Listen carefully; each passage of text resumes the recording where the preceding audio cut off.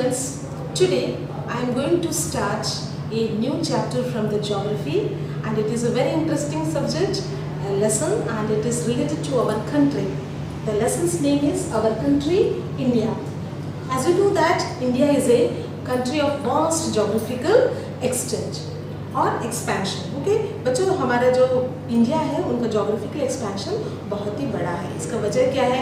In the north it has a fold mountains. It is in the north bounded by a lofty mountains. In the west it is Arabian Sea. In the east Bay of Bengal, and in the south it is Indian Ocean. So that India is called as a peninsular India. What is the meaning of peninsula? आपको उपमहाद्वीप, भारत को एक उपमहाद्वीप कहा जाता है. तो ये उपमहाद्वीप क्या है? The peninsula is a piece of land that is surrounded on three sides of water. ठीक है, पेनिसुला का मतलब है कि जिसके तीन भाग में पानी होता है, ये समुद्र से या पानी से घिरा हुआ होता है, और एक भाग जो है जमीन से जुड़ा होता है. For example India is a peninsula. क्यों उपमहाद्वीप? क्योंकि इसके वेस्ट में that is Arabian sea, in the south Indian ocean, and in the east it is bay of Bengal. So that is why it is called as a peninsula India. And India is the specialty about that India has a diversity in vegetation, landform, language and culture, climate and wildlife. हर चीज़ में यहाँ में diversity मिलता है, विभिन्नताएं मिलती है. ठीक है बच्चों, बट ये जो ट्रेडिशन है, India's tradition bind it into as a unity. लेकिन ये सारे होते भी हम एक ट्रेडिशन में रहते हैं और हमारा एक एकता में. तो diversity, unity in diversity, that is called India's specific feature. Okay, so what about the geographical feature? India has a large area of about 3.25 million square kilometer, and the north-south extent from Kashmir to Kanyakumari is 3,200 kilometer, and the east-west extent from Arunachal Pradesh to Kutch is about 2,900 kilometer. मतलब ये कि हमारा जो north से south, north में हमारा क्या है, जो जम्मू एंड कश्मीर है, और इसका साउथ में क्या है, कन्याकुमारी. इनके बीच का जो लेंथ है, जो उनकी जो है लंबाई है, वो कितना है, 3,200 किलोमीटर. और इसका ईस्टर्न मोस्ट को कहते हैं हम लोग अरुणाचल प्रदेश, और वेस्टर्न जो है दैट इज गुजरात, जहाँ पे कच्छ जो है इसका बिल्कुल वेस्टर्न मोस्ट है, और उसके जो डिस्टेंस है वो है 2,900 किलोमीटर. ओके बच्चों, तो ये जो डिफरेंस है इसमें जो एक्सटेंशन है, आप इससे पता चल जाता कि हमारा जो लॉन्गिट्यूडनल और लैटिट्यूडनल जो है एक्सटेंशन में बहुत ही अंतर होता है. स्टूडेंट्स, से पहले मैंने आपको एक इंट्रोडक्शन दिया, what our country India. Now what we are going to study in this chapter. इस चैप्टर में हम लोग क्या क्या पढ़ेंगे? अबाउट द लोकेशनल सेटिंग, उनका पोजिशन कैसा है, India's neighbours, political administrative division, physical division. ये दोनों के बारे में मैं आपको बताऊंगा. What is the difference between a political and administrative division and the physical division. बहुत बार जो है, बहुत ही लोगों को ये इस अंतर में बहुत प्रॉब्लम्स हो जाते हैं.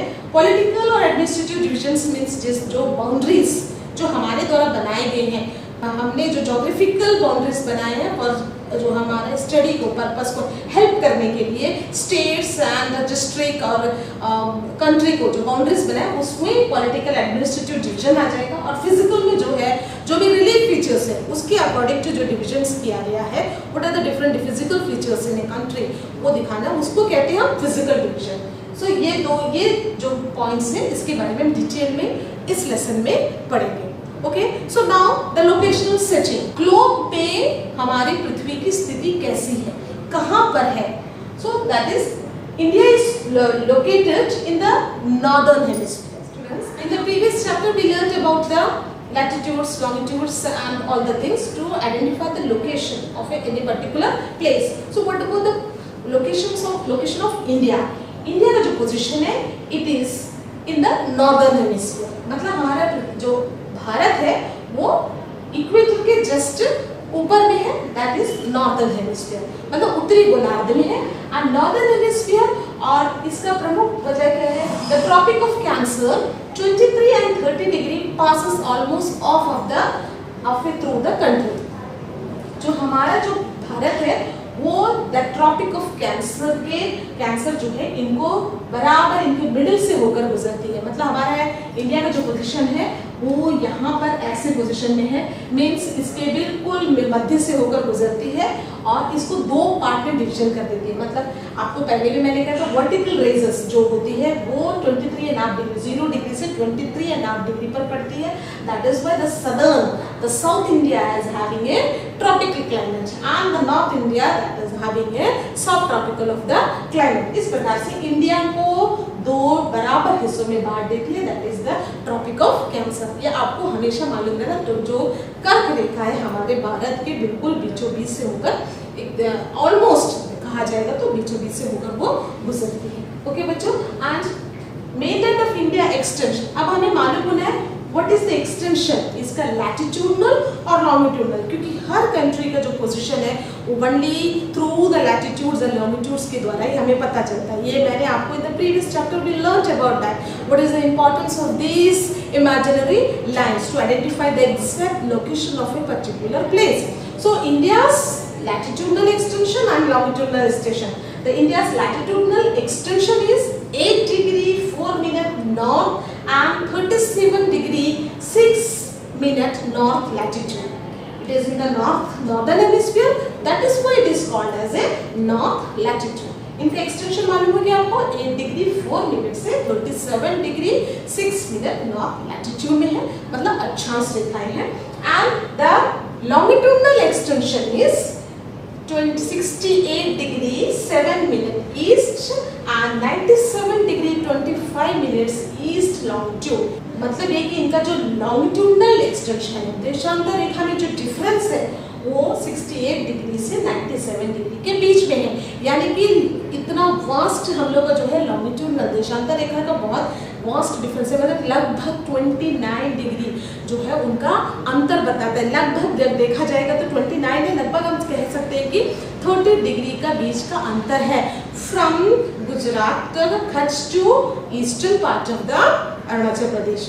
कि इनका एक्सटेंशन इतना डिफरेंस है, आपको पूरा मालूम होगा। तो ये एक्सटेंशन का प्रमुख वजह क्या, इसकी वजह से क्या हुआ है, that is due to that difference local time of a place located at two extreme points of India due to a great longitudinal extent of 29 degree. There could be a wide differences in a local time of the places located at the two extreme points of India. India के दो extreme point, what is that? Arunachal Pradesh and the in the west that is Kutch. ये दोनों के बीच में जो है जो वास्ट लॉन्गिट्यूडनल का जो है बहुत बड़ा इफेक्ट पड़ता है। मैंने आपको पहले भी बताया था प्रीवियस चैप्टर, एवरी ईच जो है 1 डिग्री पर जो है 4 मिनट्स का डिफरेंसेस आ जाता है टाइम का।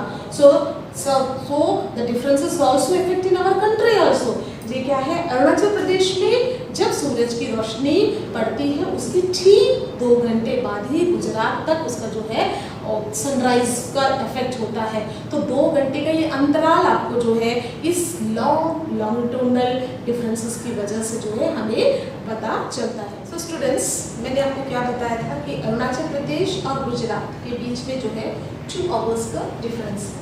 To avoid the time difference between the Gujarat and Arunachal Pradesh 82 degree 30 minute east has been taken as the Indian Standard Time. इस डिफरेंसेस को, क्योंकि अगर ये इस तरह के 2 घंटा का जो डिफरेंसेस होगा इससे जो है बहुत सारा आपको एक टाइम टेबल, आपको रेलवे का बहुत सारे जो हमारा जो एडमिनिस्ट्रेटिव वर्क है उसमें जो है बहुत सारी प्रॉब्लम्स हो जाएंगे। तो इस सारे प्रॉब्लम्स को सॉल्व करने के लिए जो हमारे लॉन्गिट्यूडनल जहाँ पे 82 डिग्री 30 मिनट ईस्ट जो लॉन्गिट्यूड है उसी को जो है हमारा IST इंडियन स्टैंडर्ड टाइम माना गया है। ये हमारे जो उत्तर प्रदेश के मिर्ज़ापुर यानी इलाहाबाद से मिर्ज़ापुर इलाहाबाद के से होकर गुजरती है। तो इस एरिया को हमने इंडियन स्टैंडर्ड टाइम माना गया है और इसी के आधार पर जो हमारे पूरे भारत का जो है लोकल टाइम जो है वो चलती है। तो अब आपको ये बात पता चल गया ना बच्चों। Okay, now India's neighbouring countries. तो भारत के पड़ोसी देश कौन कौन से हैं? There are 7 countries that share land boundaries with India.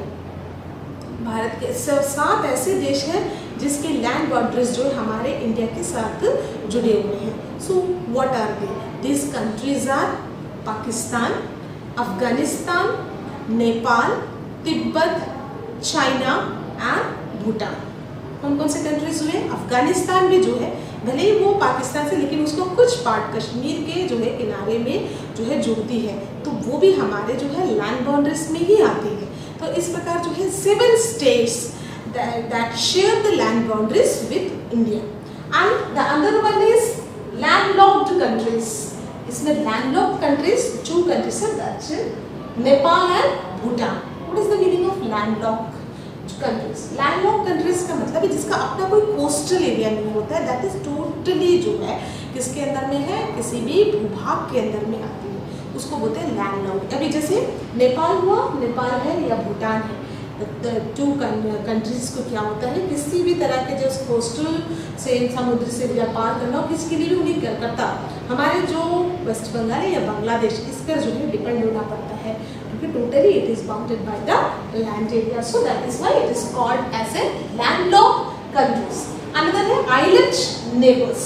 Island neighbours that countries situated in the sea या ocean, like Sri Lanka and Maldives.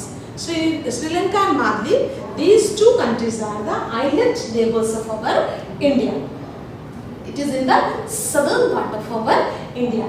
And what is that? तो ये वो हमारे neighboring countries. तो what are, अगर हम पूछेंगे totally अगर हम कहें what are the neighboring countries of India, तो आप कह सकते हैं that is Pakistan, Afghanistan, Nepal, Bhutan, China, Myanmar भी आ सकता है, Bangladesh and Sri Lanka and Maldives.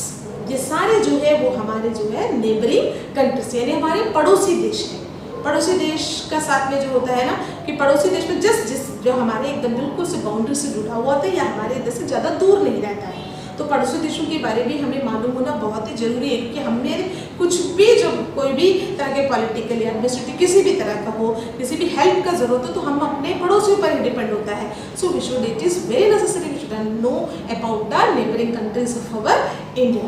Okay students, उसी में एक इम्पॉर्टेंट चीज़ है what about the Palk straight.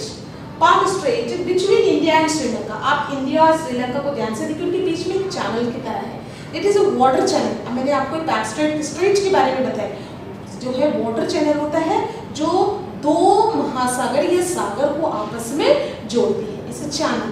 सो हमारा जो इंडिया और श्रीलंका के बीच में जो that channel is called as a Palk strait. Okay students, now the political and administrative divisions.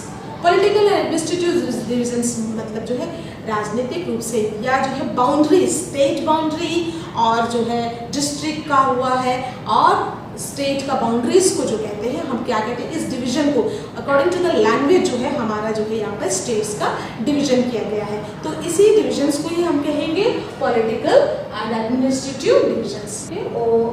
और ये एडमिनिस्ट्रेटिव डिविजन्स है that we have a 28 states. से बिफोर क्या था हम लोग के पास में 29 स्टेट्स था, तो nowadays it is a 28 states है। स्टूडेंट्स, एडमिनिस्ट्रेटिव और पॉलिटिकल डिवीजन के आधार पर we have 28 states, 8 union territories. Union territories में मैंने आपको बताया 28 स्टेट, पहले जो है the previous that is a 29 state, Telangana को मिलाकर 29 स्टेट था, लेकिन 1920 में बाइफरकेशन हुआ जम्मू कश्मीर का into 2 पार्ट में, that is Jammu and Kashmir और लद्दाख, और दोनों जो है यूनियन टेरिटरी बन गए। और so now we have only 28 state और 2 यूनियन टेरिटरी में बदल गए। So we have 8 union territories. असल में होना चाहिए था हमें 9 यूनियन टेरिटरीज, लेकिन दादर नगर हवेली और दमन दीव दोनों को मिलाकर एक यूनियन टेरिटरी बना दिया गया है 1920 में ही। तो इस वजह से जो है हमें जो है 8 यूनियन टेरिटरीज हो गया है अभी। और दिल्ली इज द लार्जेस्ट, हम लोग का जो है Delhi is the national capital.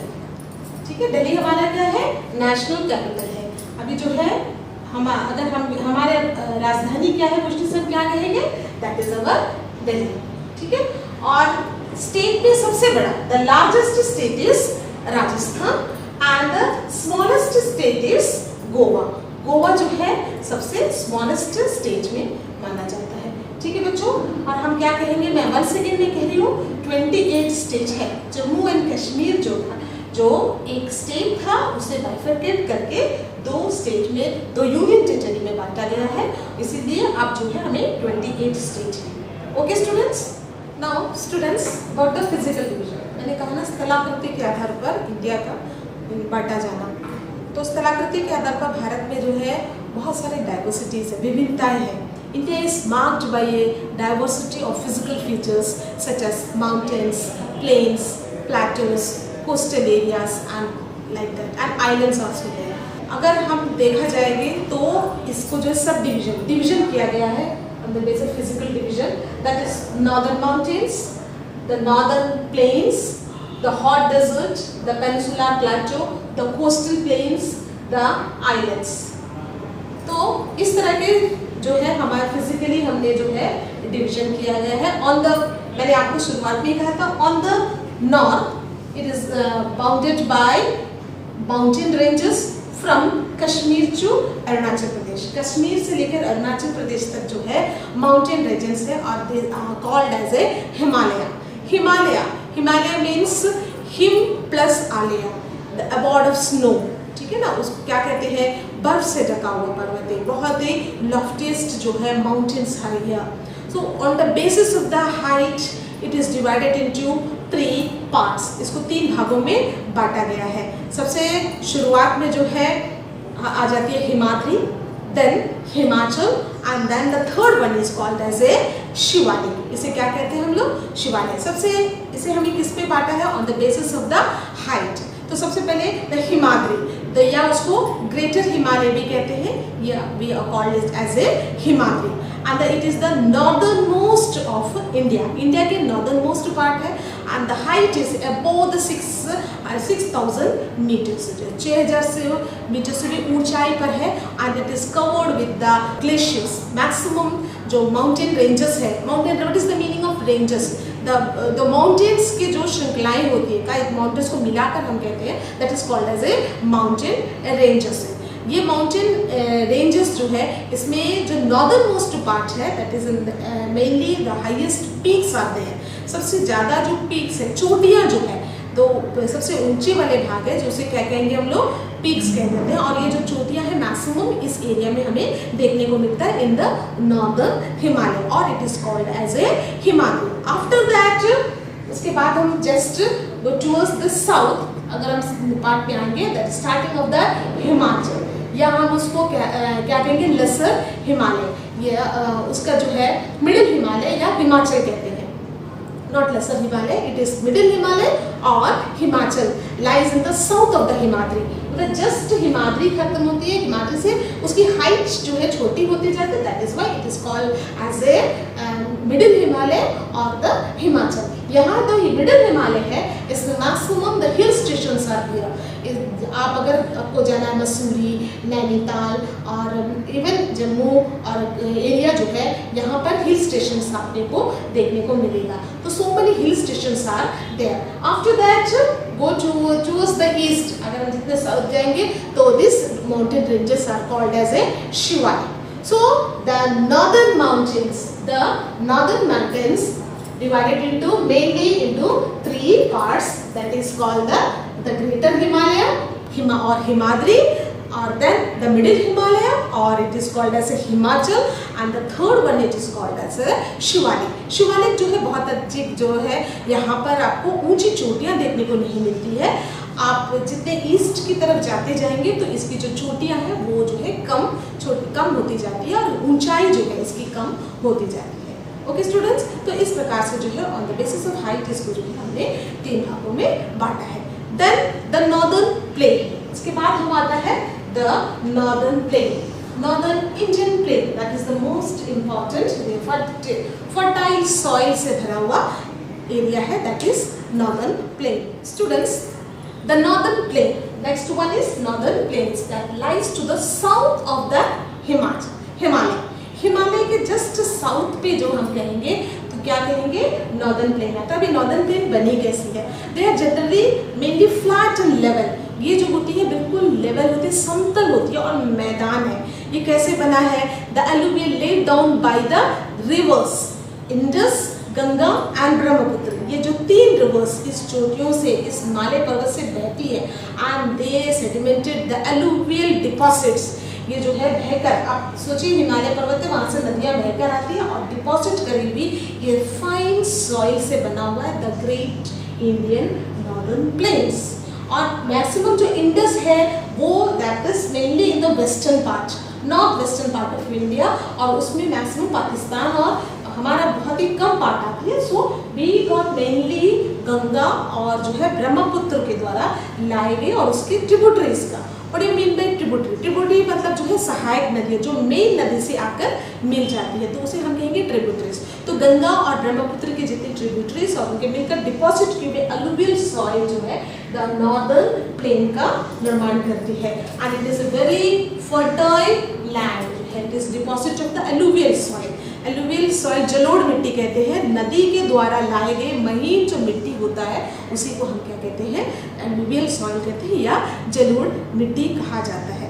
Okay students, the northern plain जो है it is the best for the agriculture cultivation. और हमारा मैक्सिमम जो एग्रीकल्चर जो होता है वो इसी नॉर्दर्न प्लेन में ही होता है, which is brought by the Ganga, the deposits, the sand deposits by the Ganga and Brahmaputra.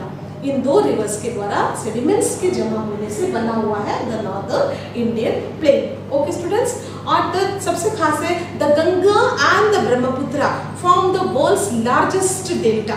Largest delta Sundar, that is called as a Sundarban delta. Students, the Ganga and the Brahmaputra form the world's largest delta and the name of the delta is Sundarban Delta. Delta, what is the meaning of delta? The delta is triangular in shape. It is an area land formed at the mouth of the river where the rivers enter the sea. That point is called the mouth of the river. जो हमारा जो गंगा और Brahmaputra river है, इसके जो जब वो सी में डिस्चार्ज होने से पहले जो होती है सारे सेडिमेंट्स को जमा करती है, डिपॉजिट्स करती है and this deposits make a triangular shape and make a greatest delta in the world. World का सबसे लार्जेस्ट डेल्टा कहा जाता है and that name is called as a Sundarban का delta and it is a very fertile sands and soil and it is best for the agricultural cultivation, mainly the rice and the wheat. Okay students, so that is why the area is the most populous areas. ये जो area है सबसे ज़्यादा यहाँ पर जो है जनसंख्या रहती है, क्योंकि because of that area is very flat in level and because best transport facilities भी होता है and it is a most and we are best soil, fine soil that's best for the agriculture. Okay, तो इस कारण जो है यहाँ पर पॉपुलेशन क्या है, उसका घनत्व जो है density of the population is very much high in that areas. Okay, the second one is the hot desert. Hot desert ये कहाँ पर है? That is in the Rajasthan. Rajasthan के जो वेस्टर्न नॉर्थ वेस्ट पार्ट में जो होता है that lies the hot desert. The great it is a very dry and hot and sandy stretch of land. It has a very little vegetation. Aravalli range के just जो है Aravalli range इसको border कहती है और इसके बाद जो है बहुत ही बड़ा हॉट डेजर्ट एरिया है और ये डेजर्ट एरिया क्या है? That is a hot desert area. Hot desert मतलब यहाँ पर एक्सट्रीम टेम्परेचर होती है और बहुत ही लो वेजिटेशन होता है और वाटर जो है बहुत ही कम पानी की मात्रा, रेनफॉल जो है यहाँ पर बहुत ही कम होती है। That is why the area is called as a hot desert zone and India का सबसे बड़ा हॉट डेजर्ट है that is Thar desert in Rajasthan. तो यहाँ पर बहुत ही कम वेजिटेशन भी होता है। नाइट जो होता है, डे बहुत ही हाई टेम्परेचर होता है और नाइट में जो होती है बहुत ज़्यादा ठंड पड़ती है क्योंकि ह्यूमिडिटी होती नहीं है और जितने भी टेम्परेचर होती है वो अंतरिक्ष में चले जाता है और वह एरिया बहुत ही ठंडा हो जाता है। That is the speciality of the hot desert zone. और यहाँ पर वेजिटेशन में आपको कैक्टस ये सब जो है पौधा प्लांट्स अधिकतर मिलेगा जिसकी जड़ें जो है बहुत ही अंदर तक जाती है, पेनिट्रेट करते पानी को लेने के लिए, नहीं तो मजबूत जड़ होती है। Okay बच्चों, that is the quality that the hot desert. And the south of the northern plains lies the Peninsula Plateau. जिस प्रकार से हिमालय आती है नॉर्थ में, उसके बाद में साउथ पर क्या होता है? नॉर्दर्न प्लेन आता है, उसके जस्ट साउथ में क्या आता है? द पेनिनसुलर प्लेटोज आता है। पेनिनसुलर प्लेटो, प्लेटो क्या होता है? ये माउंटेन से बहुत ही डिफरेंट होता है। इसका आसपास में उठा हुआ जमीन रहता है लेकिन बीच पार्ट कैसा होता है, that is like A table land, इसको टेबल लैंड भी कहते हैं। और यहाँ पर बहुत सारे माउंटेन रेंजेस भी आपको देखने को मिलता है, हॉट एरिया होता है। And this is a region with numerous hill ranges and the border it on the northwest side. It is triangular in shape. जो पेनिनसुला प्लेटो है उसका शेप कैसा होता है, ट्रायंगुलर आकार में होता है, क्योंकि आप इंडिया का सदर्न पार्ट को देखिए बिल्कुल जो है ट्रायंगुलर शेप है। सो वो जो पेनिनसुला प्लेटो भी it is like a triangular in shape and it is division 2। इसका जो main peninsula plateau it is have 2 divisions. उसका फर्स्ट जो ऊपर का जो north portion is called as a central plateau और जो southern portion is called as a Deccan plateau. इस प्रकार से इसको जो है सेंट्रल हाईलैंड भी कहते हैं और इसके 2 डिवीजन किया गया है। और it is bordered by the Aravalli. In the west में जो होता है उसको अरावली रेंजेस से हिल से जो है बॉर्डर्ड किया गया है। The Vindhya and the Satpura are the important ranges. उसके साथ ही विंध्या और सतपुड़ा रेंजेस भी है और इसमें this range the reverse Narmada and Tapi river, the reverse Narmada and Tapi flow through this ranges. इस रेंजेस से होकर 2 नदियां बहती है, वो है नर्मदा और तापी रिवर है। This are the west flowing that drain into the Arabian sea. ये जो रिवर्स है नर्मदा एंड तापी, ये 2 रिवर जो है वेस्ट फ्लोइंग है, मींस वो जो है अरेबियन सी में जाता है, discharge the water in the Arabian sea. Okay, so इसका जो बहने की गति है वो वेस्ट की ओर आकर अरेबियन सी में गिरती है। दैट इज द मोस्ट, अगर आपसे कोई भी पूछा तो वेस्टर्न जो अपना वाटर जो है डिस्चार्ज वेस्टर्न अरेबियन सी में करती है तो आप आराम से कह सकते हैं that is Narmada and Tapi. Okay students, and the western it is bordered by western Ghat and the eastern ghat. आपको जो है इस पेनिनसुला प्लेटो को बॉर्डर किया गया है वेस्टर्न एंड ईस्टर्न घाट से किया हुआ है। तो इसके ऊपर के पार्ट को हम सेंट्रल हाईलैंड कहते हैं और निचले में डेक्कन प्लेटो कहते हैं। इनका जो बॉर्डर किया गया है वेस्ट में जो है that is Aravalli range, then Sahyadri and Vindhya और Narmada and the Tapi flows and in the eastern जो ईस्टर्न पार्ट है तो उसको हम कहते हैं छोटा नागपुर का प्लेटो है और बिल्कुल ईस्टर्न मोस्ट में मेघालय में जाकर इसका जो है एंड होता है। And that then start the Deccan Plateau. Deccan Plateau it is bordered by the Western Ghat and the Eastern Ghat. इनके वेस्ट में जो है वेस्टर्न घाट है और इनके ईस्ट में जो है ईस्टर्न घाट है, बट ईस्टर्न घाट जो है अनइवन जो है कटा फटा हुआ है, ठीक है। और जो वेस्टर्न घाट है वो बिल्कुल स्ट्रक्चर बढ़िया से हुआ है। The western are almost continuous, but the eastern ghats are broken in uneven. जो है ईस्टर्न घाट जो है वो कटा फटा है लेकिन वेस्टर्न घाट जो है वो एकदम स्ट्रेट है। ओके, और ये the plateaus rich in minerals like coal and iron. ये प्लेटो की सबसे खासियत क्या है, ये जो प्लेटोस है it is rich in the minerals के लिए बहुत ही फेमस है। जिस प्रकार से द नॉर्दर्न प्लेन ये एग्रीकल्चर के लिए इम्पोर्टेंट है, वैसे ही हमारा पेनिनसुला प्लेटो है वो जो है मिनरल्स का मेन जोन कहा जाता है। आपको rich in coal and iron, जैसे बता सबसे ज्यादा आपको आयरन और कोल मिल जाता है, जो उसमें मेनली द छोटा नागपुर प्लेटो एरिया जो है वो मेनली जो है मिनरल का जोन होता है। और मैंने कहा ना इट इज हमारा जो डाइवर्सिटी है यहाँ पर आपको इंडिया में जो है आपको प्लेन भी देखने को मिलेगा, माउंटेन्स भी देखने को मिलेगा, प्लेटो भी मिलेगा, डेजर्ट एरिया भी मिलेगा, मतलब आपको हर जो वर्ल्ड का हर एक फिजिकल फीचर है that we can say in our India. तो ये हमारे भारत की सबसे बड़ी खासियत होती है। Okay students, to the coastal plains, to the west of the western Ghat and to the east of the eastern Ghat lies the coastal plains. Coastal plain जो है भारत की जो बाउंड्रीज है वेस्टर्न घाट के और जो है इंडिया की बाउंड्री के बीच में जो पार्ट है वो जो है क्या कहते हैं हम लोग उसको कोस्टल प्लेन्स कहते हैं। हमारा कोस्टल प्लेन काफ़ी लंबा है, ये हमें जो है गुजरात से शुरू होकर पूरे वेस्ट बंगाल तक की लंबी कोस्ट लाइन हमें प्राप्त है, ठीक है। ये कोस्टल लाइन का बहुत ही इंपॉर्टेंस है and it is divided into several parts. In the western it is divided into 3 parts होता है। First from the northern part it is a Konkan coast, then after that Kannada coast and then Malabar coast, and in the eastern it is Coromandel and then northern Sircar। इस प्रकार से coastal area को जो है division किया गया है और ये कोस्टल लैंड जो है पूरे भारत में वो गुजरात से शुरू होकर वेस्ट बंगाल तक जो है कोस्टल एरियाज है। आपको मालूम है it is very important, coastal areas very essential, क्योंकि जो कोस्टल एरियाज होता है वो व्यापार के लिए, ट्रेड के लिए, एक्सपोर्ट और इम्पोर्ट के लिए सब बहुत ज़्यादा उपयोगी होता है। And students, there are so many rivers. Number of east flowing rivers are there. Eastern ghat से होते हुए और ईस्टर्न कोस्टल से गिरते हुए कई तरह की कई नदियां हैं. और the main are the rivers are Mahanadi, Godavari, Kaveri and Krishna drain into the Bay of Bengal. मैंने आपको कहा था वेस्ट में जो है, वेस्ट में गिरने वाली नदियों के नाम है Narmada and Tapi. But in the east की ओर जो बहने वाली नदियां हैं वो है, दोबारा मैं कहती हूँ, Mahanadi, Godavari, Krishna and Kaveri. And they drain into the Bay of Bengal, and these rivers have formed fertile deltas at their mouth. These जो rivers होती है वो भी mainly जो है deltas का निर्माण करती है हमारे coastal eastern coastal areas में. And the Sundarban delta is formed where the Ganga and Brahmaputra flows into the Bay of Bengal. तो उसी बे ऑफ बंगाल में सुंदरबन का डेल्टा मैंने आपको पहले भी कहा था, ये बहुत बड़े, दुनिया के सबसे बड़े लार्जेस्ट डेल्टा बनाती है और ये बहुत ही उपजाऊ मिट्टी होता है. And it is best for the agriculture cultivation.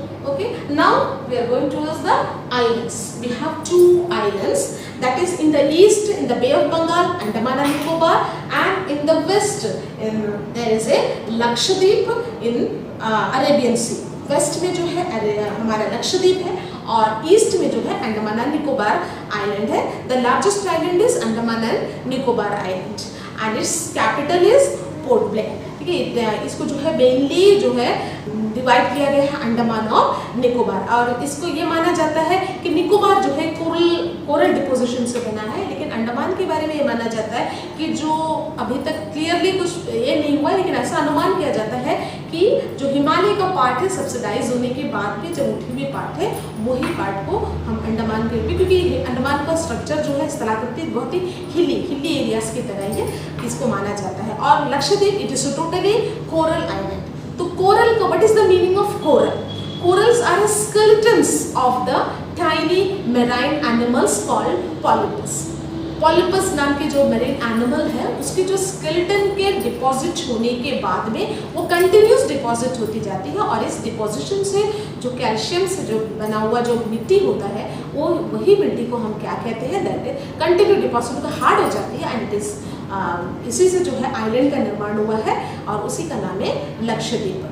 और लक्षद्वीप का जो कैपिटल है इट इज कवरत्ती और ये this very near to the Cochin. इसमें जो है मेनली मुस्लिम्स पीपल्स जो है यहाँ पर पॉपुलेटेड लोग रहते हैं, केरला से आए हुए, और मलयालम भी यहाँ पर बहुत अधिक बोला जाता है. अंडमान निकोबार जो है इसकी कैपिटल इज पोर्ट ब्लेयर और it is called as a mini India. यहाँ पर कई जो है भाषा, जाति, धर्म के लोग जो है यहाँ पर आके बसे हुए हैं और यहाँ की संस्कृति को एक छोटा भारत का रूप आपको देखने को मिलेगा.